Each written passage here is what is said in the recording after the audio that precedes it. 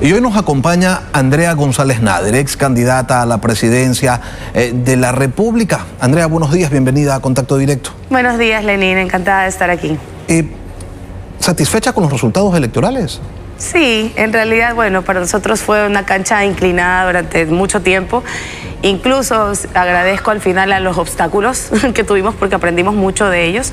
Sin embargo, sí esperábamos un valor un poco más alto. Estamos contentos de haber estado en tercer lugar en la mayoría de las provincias de la costa.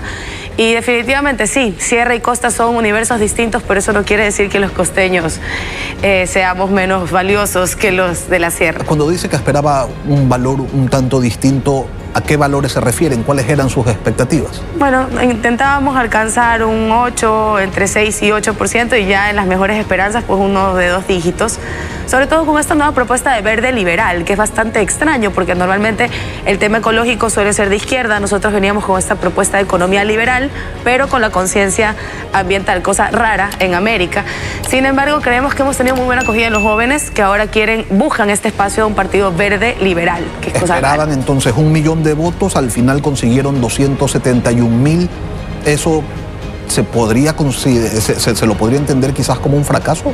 No, realmente para nosotros fue un éxito porque debemos tomar en cuenta que habían 16 candidatos, que teníamos cancha inclinada, que las chequeras con las que competíamos eran enormes, y quiero aclarar que lo que comparte el expresidente y prófugo Rafael Correa en sus redes acerca del presupuesto de TikTok es un disparate. Ni siquiera pudimos pautar en el TikTok nosotros. Sin embargo, estamos satisfechos porque, siendo un movimiento muy reciente y habiendo pasado pues lo que pasamos en las anteriores campañas, se aprendió muchísimo y hay mucho ñeque, como decimos nosotros, de sacar esta nueva parte de la política que habla de lo sostenible, pero también de la libertad, ¿no? Le replanteo la pregunta. ¿Esos 271.000 votos que ustedes obtienen, que consiguen, configuran un respaldo o un rechazo a quién o a qué? Sí, fuimos un poco también la opción del antisistema, que fue importante analizarlo. Mucha gente me decía, tú le robas el voto a Daniel Noboa, le robas el voto a Luisa González. Le decía, realmente estoy cogiéndome el voto antisistema, porque la propuesta de una nueva constitución, a través de otro mecanismo que no sea una asamblea constituyente, es bastante antisistema. Sin embargo, es necesario entender que esto sí nos da una apertura, porque mucho de ese voto es una mezcla bastante homogénea entre gente rural, joven, la persona mayor. Sin embargo, es un voto que es difícil de captar para los otros 2 candidatos, si no ya hubiesen ido directamente allá. ¿Se entiende usted, se asume usted como la dueña de esos 271.000 votos y que puede disponer a dónde van a ir en la segunda vuelta? No, para nada. La primera parte sí, la segunda no. Me siento dueña en el sentido de que creo que es nuestra línea de pensamiento quien nos atrajo, y pues el éxito del debate fue más que nada posicionar una línea de pensamiento, no tanto así las propuestas como tal. De las pocas propuestas que la gente recordaba eran las más graciosas. Sin embargo, yo como comunicadora sabía que la línea de pensamiento tenía que quedar muy claro. Y en eso sí me considero la dueña, pero sí la autora de esa línea de pensamiento. Jamás seré dueña o puedes endosar los votos de aquellas personas, porque, te repito, muchas de las personas que agrupamos son antisistema. Por lo tanto, ya no iban a ser ninguna de las otras opciones, ninguno de los otros 16 candidatos una opción para ellos. Y entonces, ¿qué va a pasar con esos 271.000 votos que usted entiende eran antisistemas, que no tenían opción en los otros 15 candidatos en una segunda vuelta, en donde están 2 de esos 15 candidatos que antes no eran considerados? Les va a tocar jugar a esta segunda vuelta, que es lo que yo también leo. Creo que es una primera vuelta que parece segunda. Una primera vuelta con sabor a segunda, como las aguas del Chavo, ¿no? Está muy polarizado, muy dividido, muy poquito el margen que hay. Sin embargo, todos los que nos tuvieron que escoger entre la polarización que no les satisfacía, ahora van a tener que hacerlo. Y en ese sentido yo creería que el tema de la libertad que ha traído ese voto antisistema también a nosotros, tiene que pesar lo que ha sucedido durante el socialismo del siglo XXI, mal llamado correísmo en este país, porque le decimos correísmo, pero es el socialismo del siglo XXI y los 10 años que deja de secuela. La poca libertad que había para la expresión de los medios, el repudio a la academia que fue perseguido. Creería yo que estos antisistemas van a apreciar la libertad por sobre cualquier error o cualquier encontrón que tengan con la otra propuesta, por así decirlo. Entonces, aquello de que usted nunca votaría por el correísmo sigue vigente. Totalmente, más que el correísmo, Lenín, porque, repito, deberíamos hacer el ejercicio los ecuatorianos de dejar de llamarle correísmo, llamarle socialismo del siglo XXI ecuatoriano, si se quiere decir. de una manera más completa. Pero por supuesto, si nos quedan 10 años de recurso petrolero, que es el que pretendo utilizar para salir de su desarrollo, y me queda clarísimo lo que ellos hacen con la bonanza petrolera, teniendo el barril de petróleo por sobre $100, ellos prefirieron hacer obras totalmente insostenibles, financieramente, que hoy nos hacen pagar las cuentas a todos. Es imposible olvidarme si la refinería todavía no está. Es imposible olvidarme si todavía hacen falta carreteros y pagamos una de 13.5 por kilómetro, que es la Ruta Viva. Entonces, claro, es como que tú hayas comprado en un restaurante 4 hamburguesas, te hayan dado una, y regresas de nuevo al mismo restaurante. ¿Regresarías? No creo. Entonces, espero que se pueda entender que esto no habla de una persona. No tengo nada en contra de Correa, problema de él, y él tendrá que rendir a la justicia del país lo que debe. Sin embargo, el socialismo del siglo XXI me deja grandes experiencias por las que pasó todo el país, que hay muchas personas dentro de la política que tienden a tener falta de memoria con el tema. Andrea, ¿y usted se va a quedar en esta reflexión, en este análisis de por quién no votar, o lo va a complementar con un llamado a respaldar al presidente candidato Daniel Noboa? Creo que mi postura y lo más claro de lo que yo puedo aportar con este proceso de pocos meses, que realmente, y debo decirlo, la cara o el termómetro de la calle es el de un chuchaqui electoral. Así es como se percibe realmente. Incluso muchas inversiones han detenido su paso por esta de alguna manera, terremoto que se viene durante estos 2 meses. Creo que mi aporte para la estabilidad es ese, dejar claro que la memoria no puede ser utilitaria, que no podemos olvidarnos de quienes ya pudieron manejar el recurso petrolero y qué hicieron con eso.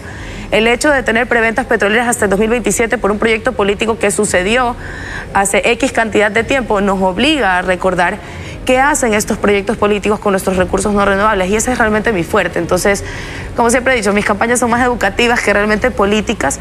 Lo que me tocaría a mí como una persona en este momento, ya un personaje público, es recordarles a las personas qué es lo que sucede cuando nuestros recursos no renovables son utilizados por un proyecto personal que gira alrededor de una persona, ni siquiera de una ideología, porque ellos mismos ni siquiera se reconocen como socialistas, sino como correístas.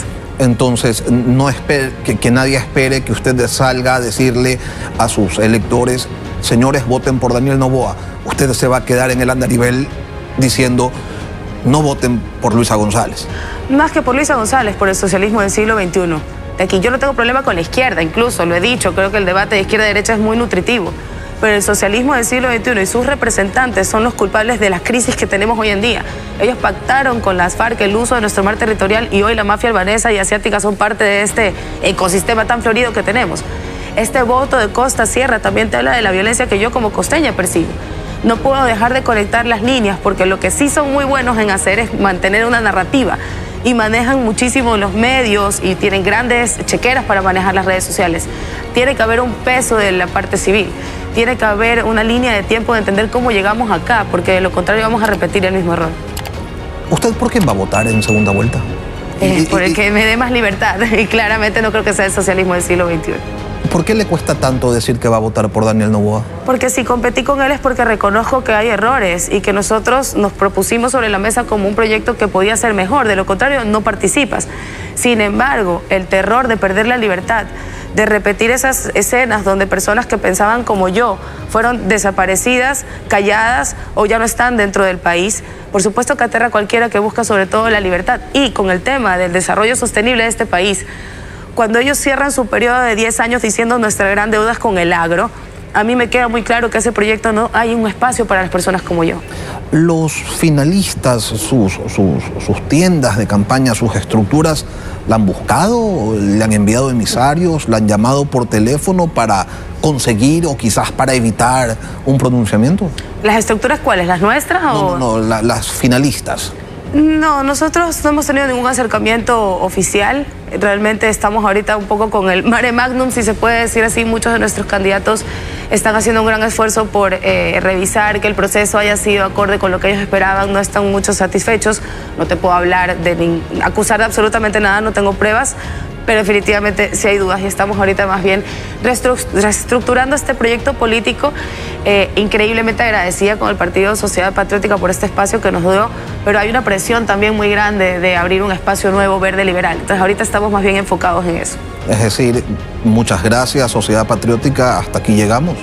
No podría adelantarme al tema. Realmente ha sido una de las mejores experiencias que he tenido dentro de los procesos de encontrar un partido que te deje participar como una persona civil, normal, Sin embargo, la atención que hemos tenido internacional nos da mucha apertura ahorita a posicionar el primer partido verde liberal, tal vez de América, porque de lo contrario tenemos esta derecha que niega todo el tema ambiental y una izquierda que se apersona de esta lucha, pero sin embargo realmente no lo hace. Andrea, Entonces, permítame volver al tema anterior y yo quisiera consultarle cuáles son los compromisos mínimos que usted esperaría del candidato que va a merecer su respaldo, porque, ok, usted dice, por este lado vamos a perder la libertad, pero eso implicaría entonces voy a votar por quien me quita menos y no por quien me da más. Realmente es un voto utilitario el que ya te obliga a una segunda vuelta, voto al cual hemos tratado más bien de dejarle un poco más de libertad o aire.